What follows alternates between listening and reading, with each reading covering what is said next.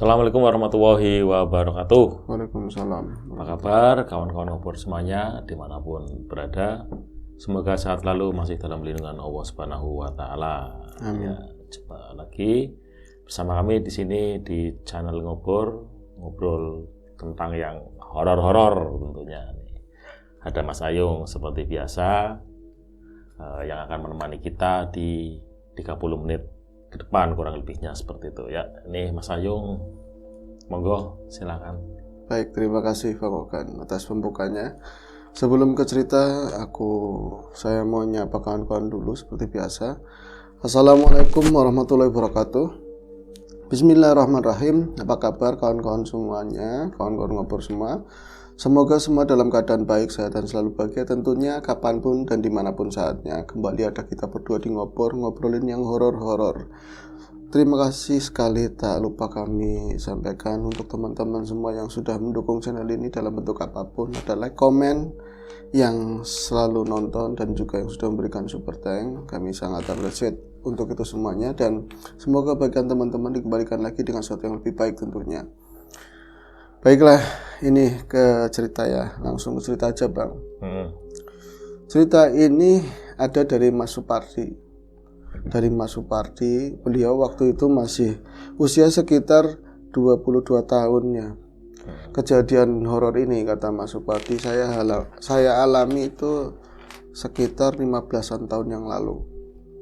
Berarti sekarang usianya mungkin berapa? 22 tambah 15 ya. Banyak jangan dipikirkan, ya, banyak. Nah itu, ya langsung mut-mut, ngapain gitu ya. Nah itu saat itu Mas, saya itu memang lagi nganggur, kuliah juga enggak, putus sekolah ya serabutan apa aja wis yang penting bisa oyek kata orang Tegal itu bisa goyang, bisa ada kelihatan kehidupan, ada pemasukan. Satu, kalau saya pemuda ya kebutuhannya paling banter ya buat ngerokok sama beli bensin. Yang lain, yang penting saya kasih emak buat hari-hari ya nambahin duitnya bapak yang dapatnya nggak seberapa situ apa bapaknya, nggak seberapa saya, nggak seberapa gitu kan. Ya buat nambahin jajannya adik-adik, buat ongkos sekolah gitu kan. Nah itu saya kerja serabutan dari ikut bangunan, kadang-kadang juga ada orang bongkar-bongkar puing apa ikut, kadang-kadang ada yang panen padi ikut apa aja wis, pokoknya yang namanya pekerjaan di mana pekerjaan itu halal saya pasti ikut. Tapi saya memang ada dari dulu itu paling nggak mau kalau urusan sama orang pemerintah, entah pemerintah desa kayak mau apa itu yang orang mau pekerjaan yang birokrasi itu nggak mau. Lebih baik saya keringetan hasil sendiri daripada nggak semuanya sih, tapi yang saya lihat aduh banyak yang main-main seperti itu, saya nggak mau Mas. Oke, jenengan punya cerita horor di 15 tahun yang lalu Mas Supardi itu, apakah horor itu saat di pekerjaan, apa di rumah, atau pengalaman di mana? Enggak, jadi begini kata Mas Supardi ya. Dulu itu saking agak lamanya saya nganggur, meskipun nggak ada yang maido atau nggak ada yang ngomong gitu ya, saya tetap saja nggak enak. Orang sudah biasa kerja itu di badan pada pegel-pegel. Saya sendiri mau minta duit buat sama emak sama bapak buat beli rokok itu paling nggak banget semenjak saya putus sekolah. Tetap saya nyari-nyari, pas kebetulan itu ada saudara saya itu tapi lain daerah ya. Sebenarnya tempatnya itu perbatasan. Jadi wilayah kabupaten, sama-sama wilayah kabupaten tapi satunya Tegal, satunya Brebes begitu kan. Jadi desanya Mas Supardi itu kayak di perbatasan wilayah. Jadi kalau misalnya dia duduk begini itu kaki satunya bisa di Tegal, satunya bisa di Brebes begini. Berarti wilayah ujung ya? Iya, wilayah ujung. Jadi ya beda wilayah kabupaten, cuman ya kayak tadi ada tawaran dari saudara saya. Jadi adanya emak itu dapat orang Brebes begitu ya. Nah ini tapi saya nggak akan jelasin Brebesnya tepatnya mana wong. Sampai sekarang tempat kejadiannya apa aja yang ada di situ masih komplit di situ, masih komplit semuanya. Takut gimana Mas begitu ya. Oke, monggo silakan.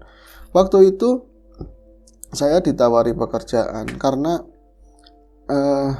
ini ya om saya atau paman saya itu paham saya itu sering nanya-nanya ke sana sini buat kerja dan mampu mau buat kerja apa aja, nggak kerjaan yang panas-panasan, yang nggak malam-malam dingin-dinginan. Akhirnya pas lagi sowan ke tempat ibu saya, ke kakaknya, dia itu ngomong, paman saya, "Dik, lagi ngemek apa, Dik?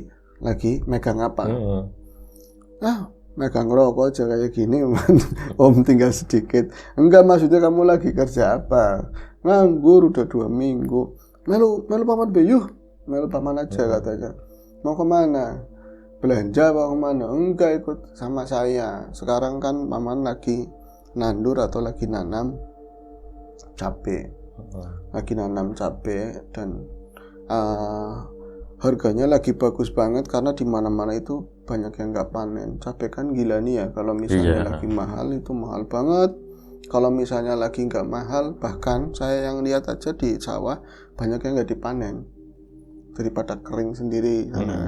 Katanya biaya atau kos untuk manennya itu lebih mahal daripada harga jual tadi cabai tersebut. Tapi kalau lagi mahal itu kayak emas, bahasanya seperti itu, saking mahalnya. Kemarin aja nyampe tembus ada ratusan ribu lebih kan 1 kilonya, itu dari per jenis masing-masing cabai. Nah saya nggak biasa, kata si Supardi ya, nggak biasa. Bukan saya nggak mau, yang saya tuh mau bantuin apanya, metik atau gimana? Enggak, bantuin jagain katanya. Tapi nanti kalau misalnya sudah panen ya ikut bantuin. Syukur-syukur masih mahal terus ya, kamu sama yang lain ya, yang lain kuli bayarannya seberapa, berapa kamu saudaranya tetap aja saya kasih lebih, bayarannya tetap, macenginnya beda. Kalau misalnya bayarnya dilebihin itu salah ya kan. Akhirnya ya wis kerjanya gimana, kerjanya yang penting kamu itu jaga, kamu kan tukang melek katanya begitu. Ya melek nggak melek tapi pasti kuat melek, kamu itu jaga malam, nanti ada orang sana masih saudaranya istri, nanti kamu berdua itu yang nungguin di sana. Kalau malam malah terserah, nanti kalau misalnya ponakannya istri, saudaranya istri itu ngajak temennya lagi, saya biayain masalah udut, masalah minum, masalah kopi apa kita sediain semuanya, yang penting aman gitu. Karena memang ada beberapa kasus sebelumnya itu besoknya mau dipanen, jadi udah taksiran cabai itu sekian, ada yang mau beli motor, mau beli ini, itu jatuhnya stres. Karena apa? Udah nggak ada cabainya belas, nggak ada. Oh, ada yang manen duluan. Iya, udah ada yang manen duluan. Kalau izin mending, ya kan? Maling kan jarang yang izin. Itu yang lucu katanya. Mereka itu ketika ngangkut itu terang-terangan, Bang. Jadi karena memang dekatnya jalan gitu ya. Ada mobil terbuka ya, atau apa sih, pick up, terus manen terang-terangan. Jadi kalau misalnya orang itu lewat atau apa, misalnya malam begitu ya, dia ngangkut malam, dikiranya kayak memang orang panen terus sampai malam itu lumrah. Ternyata itu maling tapi santai. Begitu juga kayak gabah, beras, kadang-kadang juga seperti itu. Kasus-kasus di desa ini ya, banyak seperti itu. Makanya ini kan sangat yang tadi udah digadang-gadang buat keperluan ini itu, sampai ada orang yang stres juga karena nggak siap untuk kehilangan kan sulit, Bang. Ada lagunya malah jangan diterusin. Nah ini horornya mana ya, jadi ngomongin kayak gitu lah wis. Terus sampean jagain Mas Parvi, saya jagain loh. Hari itu juga saya langsung bertolak, keren banget, bertolak langsung berangkat ke ini Brebes. Oh, orang dekat, iya dekat itu aja saya. Pakai maskapai penerbangan iya, berapa? Dekat, cuman kan kayak gitu, Mas. Saya berangkat tetap berangkat. Iya wes. Pas nyampe sana, saya itu pagi saya lihat ini ya, lahannya dulu cukup luas. Taksiran saya ini hampir mau sebahu, kalau ukuran orang dulu kan begitu, atau seperempat hektar. Sebahu itu kakaknya lagi. Hampir satu hektar, hampir begitu ya. Wah, ini udah bagus-bagus banget ininya, cabenya bagus-bagus banget. Kalau misalnya 1 kilo itu sekian, wah, om saya bisa luar biasa, ini saya bisa saya pinjemin modal buat usaha apa, begitu, udah bayangannya begitu-begitu kan. Nah, keliling-keliling lah dia itu pada pagi hari sama omnya itu, sama pamannya. Ada satu hal yang menarik buat Mas Supardi. Jadi, ini memang sawah ya, tapi bagian sawah yang punya omnya itu paling pojok, paling sudut. Sawah itu lebar seluas mata memandang, nanti batasnya sampai mana nggak tahu ya, tapi ada mobil lewat itu kan berarti di sana ada jalan gitu kan. Cuman pas yang tanahnya omnya itu di bagian pojok kampung. Setelah itu dia itu keliling-keliling, ya padahal nggak tahu banyak masalah cabai ya pedas semua begitu kan. Paling keliling-keliling ngikutin omnya di bagian belakang. Habis itu ada gubuk niren atau istirahat di situ. Terus nggak ngopi, dia itu beli minuman teh itu botol itu loh. Terus ngerokok, ngobrol di situ sebentar. Amannya ngamanatin begini, nanti kamu duduknya di sini ya sama si saudara saya atau sama kawan-kawannya. Kuat, gubuk itu kuat udah lama, tapi ini sering saya perbaiki. Rosa lah kuat. Nanti keliling terus, di rolling, ganti-gantian keliling. Nyakal gaman itu nyakal barang. Siapa tahu ada orang yang mau ini kan, jangan dilukai tapi buat takut-takut aja. Waduh, kayaknya itu tugas yang rada lumayan karena memang sebelumnya ada kasus kan. Terus tapi ini ya, tolong tapi kamu ingat-ingat, wong di mana tempatnya ada mantaknya, ada cara-caranya. Begitu kamu di sini nanti izin dulu, Pardi, jangan asal main duduk di sini atau apa. Kayak sekarang tadi saya lupa ngingetin. Ini kan kamu masih dalam antaran saya. Tapi kalau besok niat mau kerja, kamu berdoa dulu lah, poyan-poyan sama lingkungan sini yang nggak kelihatan. Aduh, kok nyambungnya kayak gitu-gitu, kata Supardi. Tapi benar sih omongannya. Akhirnya pas omnya itu kelupaan sesuatu, dia itu mau nemuin seseorang, entah itu tengkulaknya atau bakul bawang itu yang mau beli atau apa. Kon kamu di sini dulu. Lah, mau kemana om? Saya ada lupa ketemu sama orang. Aduh, dimarahin ini saya lupa. Kamu di sini dulu, saya bentar, paling saya ada. Ya paling lama itu setengah jam. Kalau cepet-cepetnya ya 20 menit ya. Gak apa-apa ya. Ini rokok saya juga ditinggal rokoknya di situ. Jenuh. Kalau sekarang udah ada handphone mending main YouTube atau apa. Jenuh saya mas waktu itu. Lah, pagi seterang itu ya, saya pikir itu bukan musim hujan, saya pikir. Ya memang ada hujan jarang-jarang, cuma langsung paman saya itu hilang. Saya masuk ke desa pakai sepeda motor di tanah orang ya, saya celingukan, nggak ada orang sama sekali itu di sawah tersebut. Biasanya kan di petakan mana itu ada orang. Itu sepi banget, saya jenuh. Saya bangun itu kalau misalnya cabai itu kan tetap ada yang bisa dilewatin galang-galangannya itu. Bersih banget.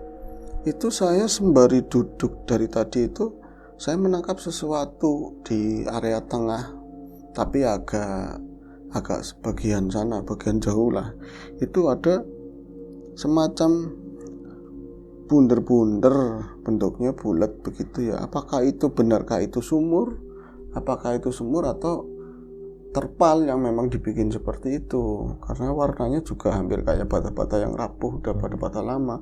Akhirnya bangunlah si Pardi itu mendekati apa yang tadi itu menarik penglihatannya kan, menarik buat dia untuk diselidiki begitu kan, kata Supardi kan kadang-kadang ya bahasanya ya.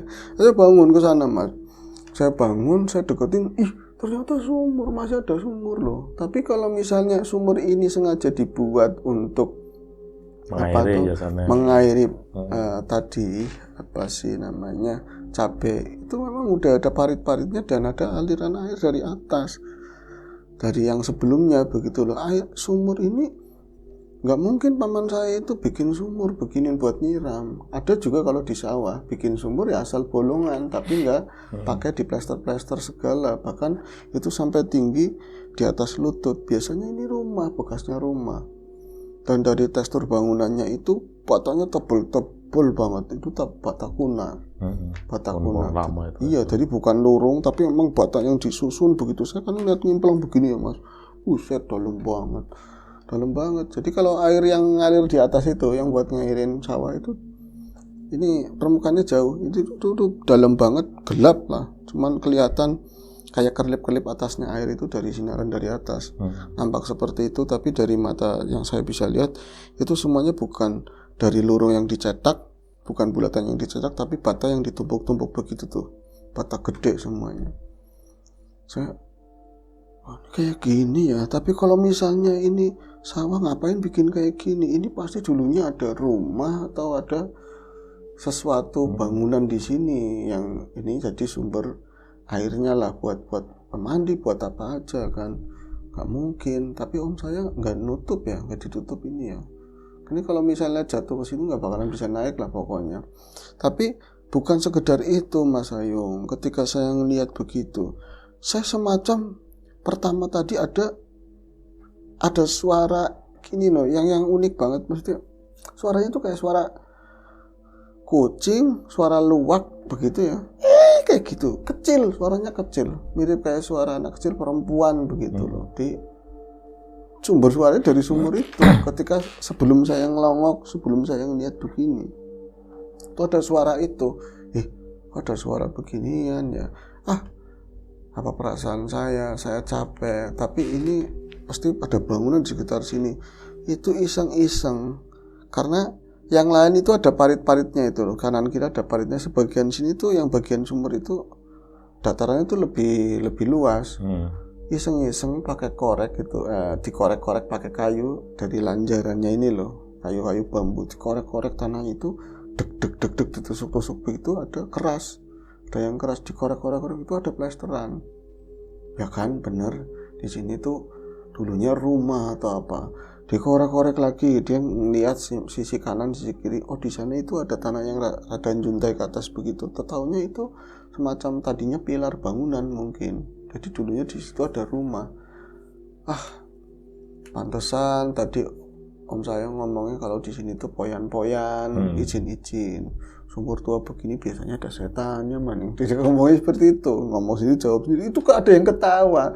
Ngomongnya tuh ada yang ketawa. Yakin mas ada yang ketawa. Ya kalau misalnya malam-malam mending, pagi-pagi itu ada yang ketawa. Tahu gimana? Ketawa perempuan apa ya? Perempuan tak anak-anak, entah perempuan desa, tapi arahnya itu dari dalam sumur. Persis dari dalam sumur. Saya kan udah balik badan, niatnya mau balik lagi ke tadi, ke saung ya, ke gebuk tadi. Nah, ada suara orang ketawa.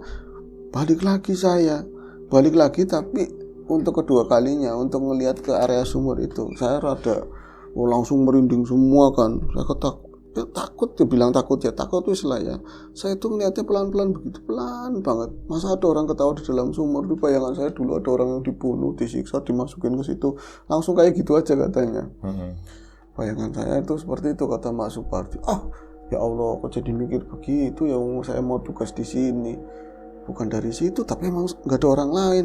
Ini dilihat begini, pelan-pelan dilihat sumur tersebut kan, nggak ada apa-apa kayak gitu toh.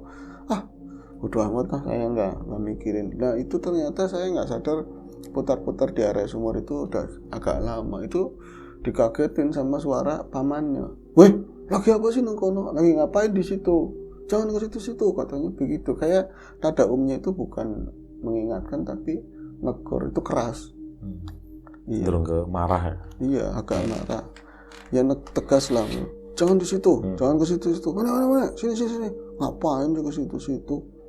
Sudah sini, nggak usah ngeliat macam-macam. Saya baru mau mangap. Om tadi ada dipotong. Ya kan, orangnya marah tadi yang ketawa mas saya. Yus, pulang. Nanti malam kamu mulai tugas ya. Itu nggak pulang ke rumah saya, padahal deket ya. Maksudnya ya paling saya pinjam motor pulang ke Tegal juga deket. Tapi ya saya langsung nginep di rumahnya. Ceritanya orang kerja tugas lah begitu ya. Karena makan siang, terus ngobrol-ngobrol sama bibi saya, sama ponakan, lama-lama sore malam, akhirnya tak kira itu habis maghrib langsung berangkat ke sawah. Tahu-taunya pemberangkatannya hampir tengah malam. Jadi sore-sore itu masih ada om saya, masih ada paman saya itu di sawah. Diberangkatin itu sekitar jam 11 malam. Disamperin itu namanya Waluyo, ponakannya istrinya om, namanya Waluyo, dan juga ada beberapa teman, tapi yang Waluyo itu yang namanya Waluyo bodohnya itu tinggi, gede, hitam lah bos, kayak buto katanya, itu tinggi, gede, hitam begitu. Suaranya kecil tapi, mas, sampean simpan kancaninyo, sampean yang mau nemenin saya, badannya gede, suaranya kecil ya. Terus, iya, kapan? Saya kio sekarang katanya. Dia udah pakainya lengkap, jadi pakai jaket, pakai cindung yang itu, cindung maling yang ada bolongan itunya. Kayak orang mau ngeronda lah. Tapi yang paling ngeri saya lihat itu ada bawa parang, bawa samurai sininya. Ya bahasa samurai wis pedang ya. Teman-temannya juga kayak gitu pakaiannya. Aduh, ini serius ini, pekerjaan serius kalau kayak gini. Saya pokoknya nggak bawa apapun. Pokoknya saya cuma bawa badan gitu kan.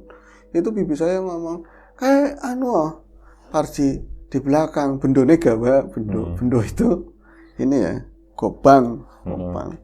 Saya nyari, berarti paman saya juga punya ini pegangan gitu kan, punya pusaka lah. Saya ke belakang, yang mana Bi? Ya kain kelapa, ada kelapa yang habis dibuka, ternyata itu bendo. Aduh, nggak mantes sih buat perang itu, nggak mantes sih. Enggak, saya nggak bawa itu. Saya akhirnya bawa kayak ini aja, kayu kecil lah yang panjang itu, nggak tahu kayu apa saya bawa gitu Mas. Saya dijaketin, saya nggak bawa jaket. Gara kamu mau ikut kerja malam bawa jaket, itu dipinjemin jaketnya omnya, jaketnya pamannya dipakein, terus berangkat. Itu bawanya itu kayak orang mau ke rumah sakit, ada tremor segala macam itu dibawa semua kan. Bayangan saya kalau nyampe sana kenyang, makan, tidur di gubuk itu enak banget gitu kan.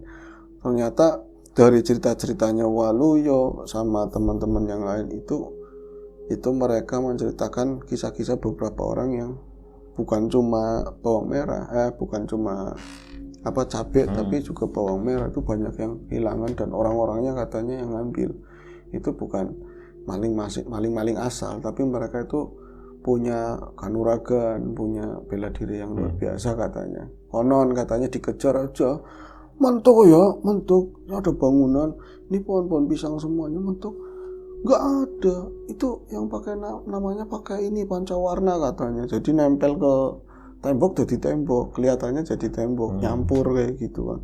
Aduh, angel kata si Supardi. Ya ikan koi. Ikan koi ya. Itu seperti itu.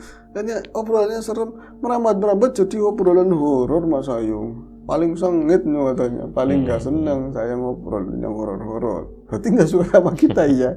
Nggak, kan dia nggak suka yang ngobrol yang kayak gitu. Situasinya lagi mau jaga, diomongin di sana ada kuburan. Ternyata sebelah sana itu yang kebun-kebun itu pemakaman. Itu di sudut tadi sawah itu loh.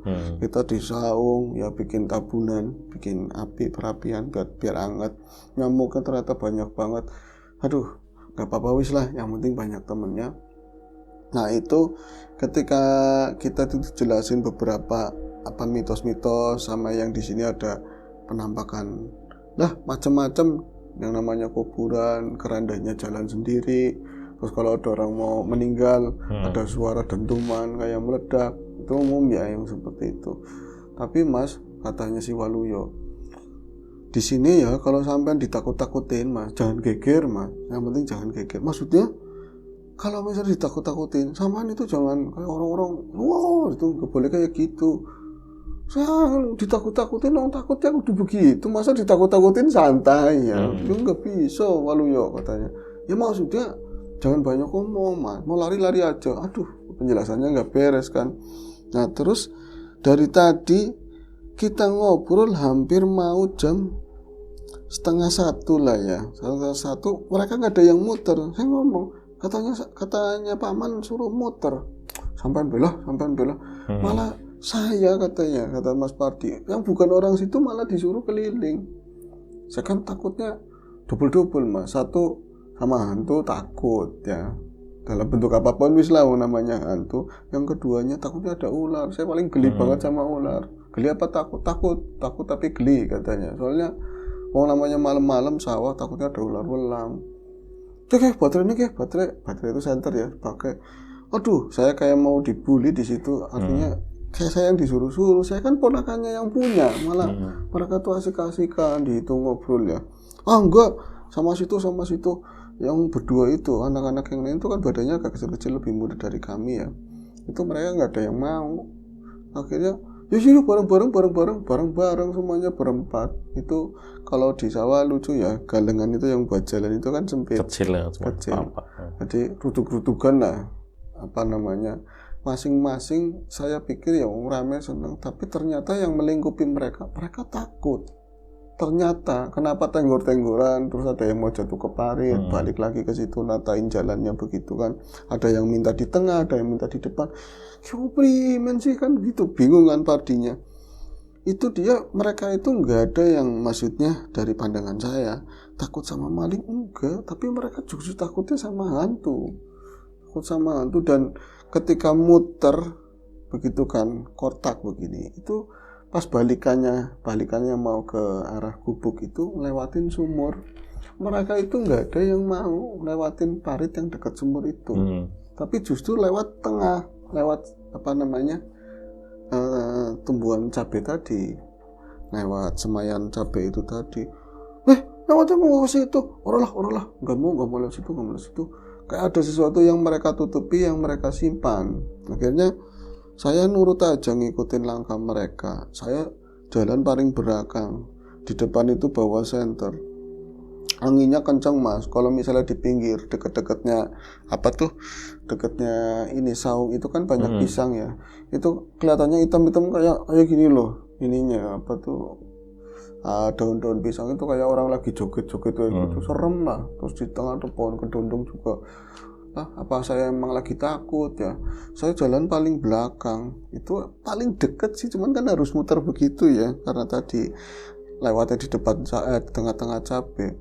Waluyo paling gede malah di depan, bukan yang lindungi yang lain kan, saya pikir begitu. Nah, ketika langkah demi langkah saya mau menuju ke saung itu, suasana itu nggak ada yang ngobrol, nggak ada yang kayak mereka tuh sama-sama di diri masing-masing lah mengatasi ketakutan atau apa. Itu saya ada suara ketawa yang pagi tadi itu saya ke situ persis, tapi saat ini ketawa itu lebih jelas. Itu asli suara perempuan kayak gitu, tapi patah-patah. Nanti ngeriang itu nangis, tiba-tiba nangis. Aduh, mending suaranya kayak gue, kok suaranya begitu. Saya ngomong ke depan, kayak yang lain itu nggak terlalu akrab, mereka tuh diem lah, ngobrolnya berdua aja. Saya ngomong ke depan, yuk, ala sing gemboyu yo, ada yang ketawa yo, ada yang nangis juga yo, siapa ya yo? Mbuh langka, tidak ada, nggak tahu, nggak ada yang ketawa. Tapi emang ada. Aduh, cepetan jalannya cepetan. Saya mulai ketakutan. Pagi sama malam bedanya jauh banget, bener-bener lah, merinding luar biasa lah. Sampailah kita di gubuk. Pas sampai di gubuk saya ngomong sama Waluyo, kamu kok ada yang ketawa tadi di sumur ada yang ketawa. Masa kamu nggak dengar? Ora, saya nggak dengar. Kamu dengar apa nggak aslinya? Iya, aku krungu mulane, makanya saya nggak mau lewat situ. Situ tuh angker banget mas, katanya begitu. Nah, akhirnya diceritain bahwa beberapa orang yang di sawah, termasuk omnya sampean, omnya Pardi itu sering digangguin. Kalau wujudnya sing ayu mending, kalau wujudnya yang cantik mending. Itu mas, sering-sering ya kalau orang memang ya yang ditemuin di seputar daerah sini, nanti katanya terbang atau ngilangnya di area sumur ini mas. Nah itu kalau misalnya yang cantik aja serem, kuntilanak ya gue lah katanya begitu. Rambut pokoknya mau disebut kunti ya nggak tahu, rambutnya panjang banget, putih-putih, miring-miring, terbang ngikik-ngikik, terketawa sendiri. Itu ke situ, ke sumur katanya. Saya dengar tadi, makanya aja diomongin, jangan diomongin lagi, nanti dia itu marahin. Tapi ngomong terus si Waluyonya kan. Yang lain itu ngomong gini, mas balik bayu mas, balik. Ada yang ngomong minta pulang yang berdua. Saya tambah mencekam, yakin sama sekali nggak ngurusin nanti ada maling, mau malingin sapi atau apa. Tapi ngurusinnya yang masalah jadi goib-goiban, ketakutan. Nah kita sama-sama takut. Terus ngomong gini, malah Waluyonya jelasin dulu ya.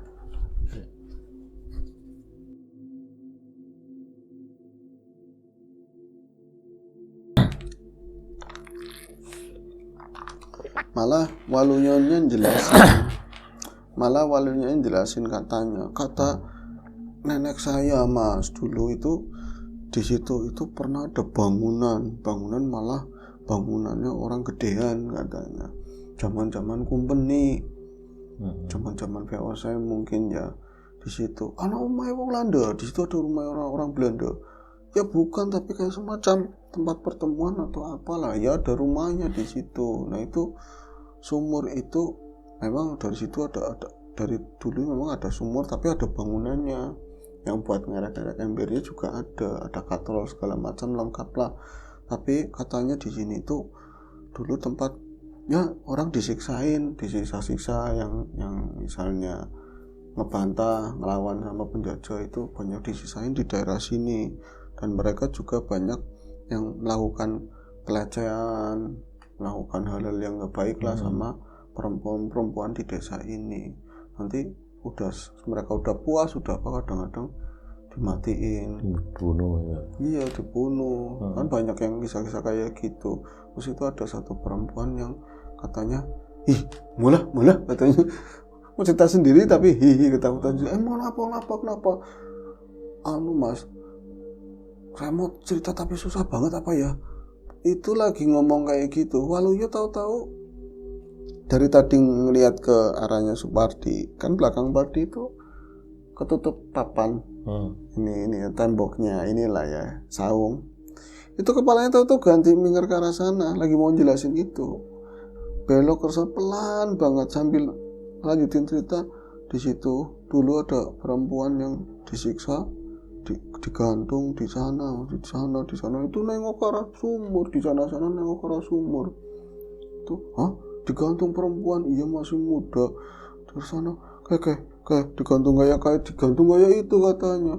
Lah, saya kan ngikutin pandangannya si Waluyo, Mas. Saya ngeliatin ke arah sana. Ya Allah, nggak tahu itu benar apa enggak ya. Yang saya lihat apakah benar yang sama-sama Waluyo lihat. Jadi di sana itu bukan cuma sumur, tapi ada 2 pilar kotak gitu ya, persegi itu tinggi begitu ya. Terus ada di atasnya itu ada kaso besar, mungkin dari kayu gelondong untuk jati atau apa. Ada katrol, ada ini yang buat ember, yang buat nimba itu.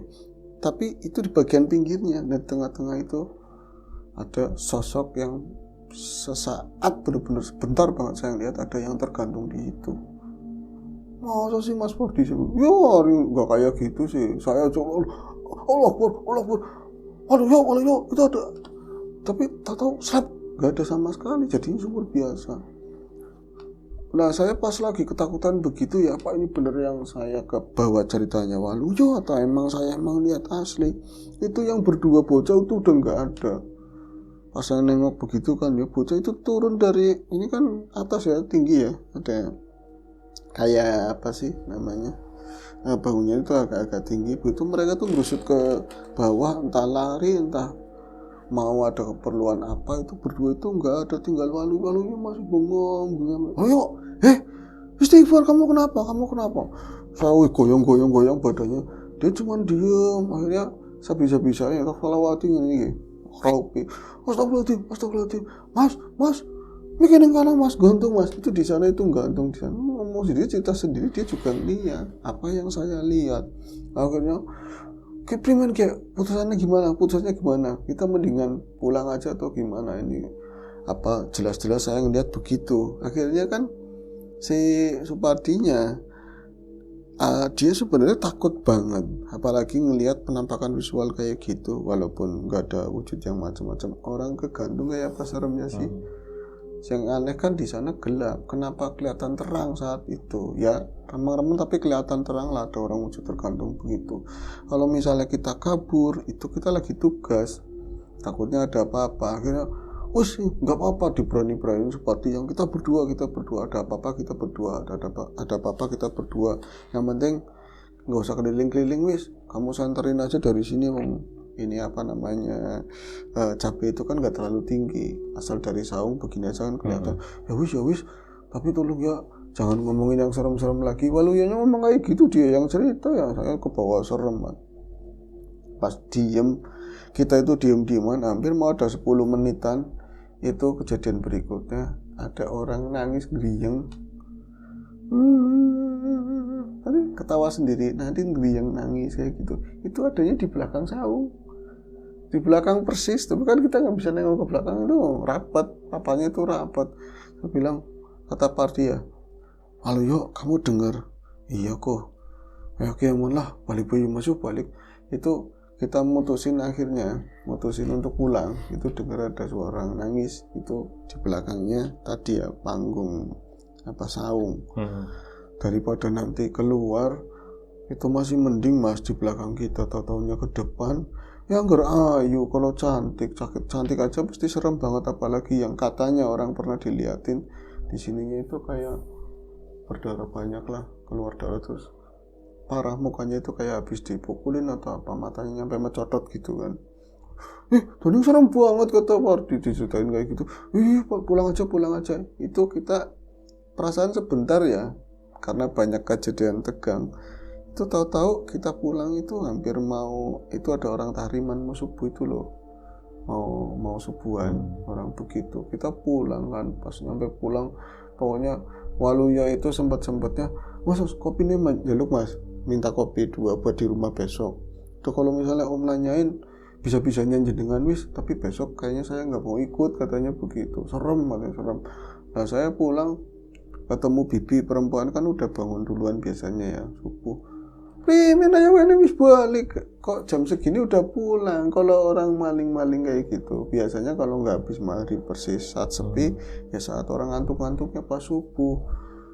Saya mau ngomong tadi itu ditakut-takutin begini, saya pura-puranya itu aja, Waluyanya pulang sama teman-temannya. Bisa aduh marah-marah itu bibi saya kan. Kamu mau ditemenin sama saya atau gimana? Suami itu dengar, paman saya itu dengar, akhirnya yo kalau aku bewis. Itu pamannya tuh nggak marah, kayak tahu pasti ditakut-takutin atau apa. Itu dalam perjalanan kan kita jalan kaki ya dekat ke sawahnya. Pamannya ngomong begini, diwurui apa katanya begitu, kamu diliatin apa? Orang enggak, wis ngaku aja, nggak apa-apa buat teman, katanya begitu, buat teman. Kalau misalnya ada maling juga siapa tahu dia bisa lindungi supaya nggak dimalingin.